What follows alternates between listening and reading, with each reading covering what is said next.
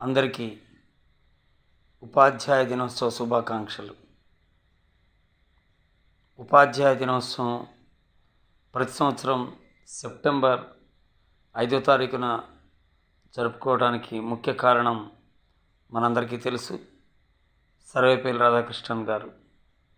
మరి నేటి ఉపాధ్యాయ దినోత్సవం సందర్భంగా మనం గుర్తుంచుకోవాల్సినటువంటి ముఖ్యమైనటువంటి అంశం ఏమిటంటే, ఉపాధ్యాయ వృత్తి అత్యంత ఉత్కృష్టమైనటువంటిది.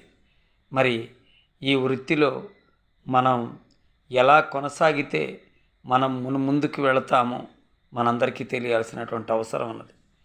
ఒక ఉపాధ్యాయుడు కరెక్ట్గా ఉన్నట్లయితే సమాజాన్ని సమూలంగా ముందుకు తీసుకుపోగలుగుతాడు. ఇందులో ఎలాంటి ఆశ్చర్యపోవలసినటువంటి అవసరం కానీ అగస్త్యం కానీ లేదు. ఉపాధ్యాయుడిగా నిజంగా ఆ ఉపాధ్యాయుడు అనే పదానికి మనం అనేక రకాలైనటువంటి అంశాలని జోడించవచ్చు. ఇప్పుడు టీచర్, TEACHER, టీచర్ అని చెప్పని అంటున్నాం. అంటే టీ అంటే టాక్టిఫుల్ అండ్ టీచింగ్, నేర్పరితనంతో విద్యార్థులకు చక్కని బోధనను అందిస్తూ వాళ్ళ యొక్క అభివృద్ధికి మన వంతు కృషిని ఎక్కడా కూడా ఎన్ను చూపకుండా చేయాల్సినటువంటి అవసరం ఉన్నది. అలాగే for energetic, teacher must be energetic. A sound body has a sound mind. అందుకనే మనం శక్తివంతంగా ఉన్నప్పుడు మాత్రమే ప్రతి అంశాన్ని చక్కగా విద్యార్థికి బోధించి సమాజం పట్ల సదావగాహన కలిగించడానికి ముఖ్యమైనటువంటి పాత్రని పోషించడంలో ఎలాంటి అలసత్వం అనేది ఉండదు. ఫర్ అడ్వైజబుల్, మనము ఒక సలహాదారుగా ఉండాలి అని అంటున్నాడు. ఎందుకనంటే మనం గైడ్గా ఉండాలి అని చెప్తున్నారు. టీచింగ్ లెర్నింగ్ ప్రాక్టీస్లో ఇక్కడ మనం టీచర్ స్టూడెంట్ బేస్డ్ ఎడ్యుకేషన్ని మనం ఫాలో అవుతున్నాం. అంటే డిస్కోర్స్ ఓరియంటెడ్ ప్రోగ్రామ్ని మనం బిల్డప్ చేస్తున్నప్పుడు మనము అడ్వైజబుల్ అంటే కరెక్ట్గా గైడ్గా ఉండగలిగినట్లయితే మన గైడెన్స్ వల్ల పిల్లలు వాళ్ళ యొక్క ఉన్నతికి మనం ఎంతో సహకరించే వ్యక్తులుగా మారేటువంటి అవకాశం ఉంటుంది. కాబట్టి దీన్ని మనం ఖచ్చితంగా పాటించవలసిన అవసరం మనందరిపైన ఉన్నది. తర్వాత ఫర్ క్రియేటివ్, సృజనాత్మకత కలిగి ఉండాలి.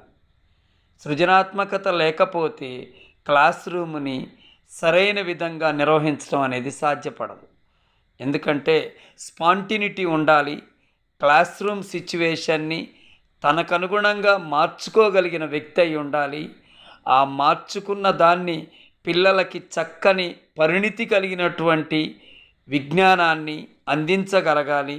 వాళ్ళ యొక్క అభివృద్ధికి అంటే మానసిక అభివృద్ధికి మనం బాటలు వేయగలగాలి. అప్పుడు మాత్రమే మనం అనుకున్న లక్ష్యం అనేది నెరవేరుతుంది. పిల్లలు చక్కని పరిణితి కలిగిన వ్యక్తులుగా తయారవుతారు. తర్వాత హెచ్ ఫర్ హెల్ప్ఫుల్, సహాయకారిగా ఉండాలి.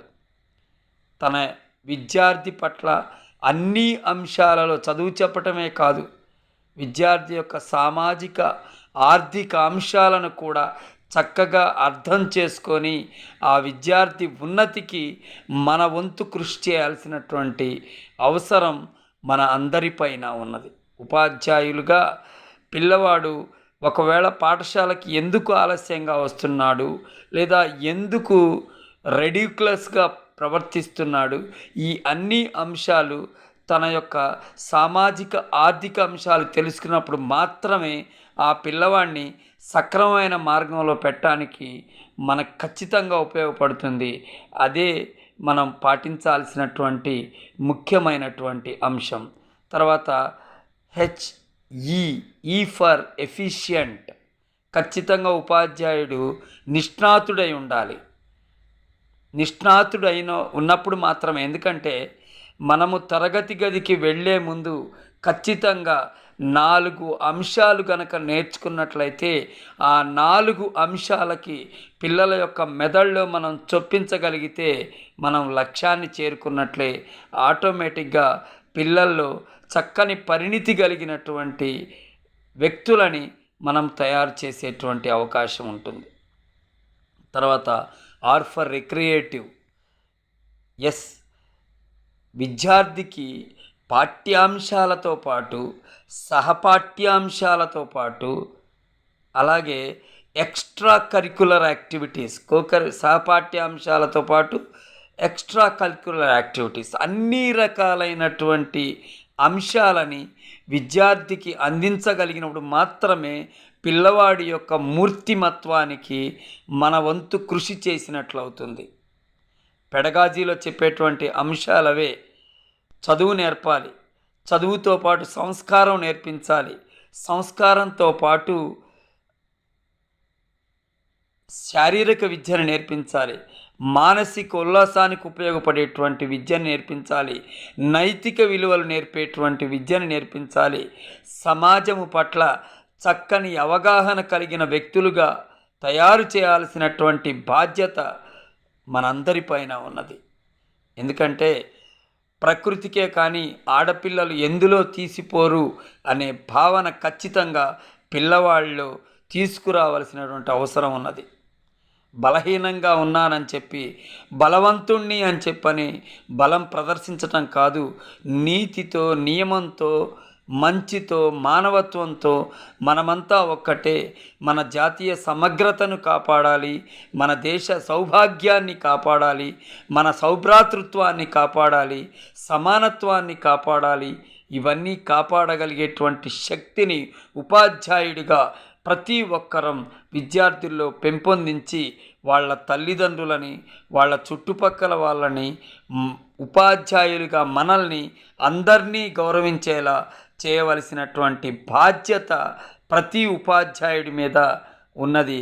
దీన్ని దృష్టిలో పెట్టుకొని అందరికీ ఒక ఉపాధ్యాయులుగా మనం ఏం చేయాలి, ఎలా చేయాలి, ఏం చేస్తే పిల్లల్లో చక్కని పరిణితి కలిగిన వ్యక్తులని మనం చూడగలుగుతాం అనే అంశాన్ని ఖచ్చితంగా గుర్తుంచుకొని మనకంటూ చక్కని రూపాన్నిచ్చినటువంటి ఆ భగవంతుణ్ణి నమస్కరిస్తూ విద్యార్థులకి చక్కని మార్గాన్వేషకులుగా తయారు చేసి శాస్త్రీయ, సాంకేతిక, మానసిక, సామాజిక అన్ని అంశాల్లో కూడా విద్యార్థులని నిష్ణాతులుగా తయారు చేయాలని కోరుకుంటూ నాకు విద్య నేర్పిన గురువులందరికీ శిరస్సు వంచి నమస్కరిస్తూ నా విద్యార్థులకి అభినందనలు తెలియచేస్తూ ఈ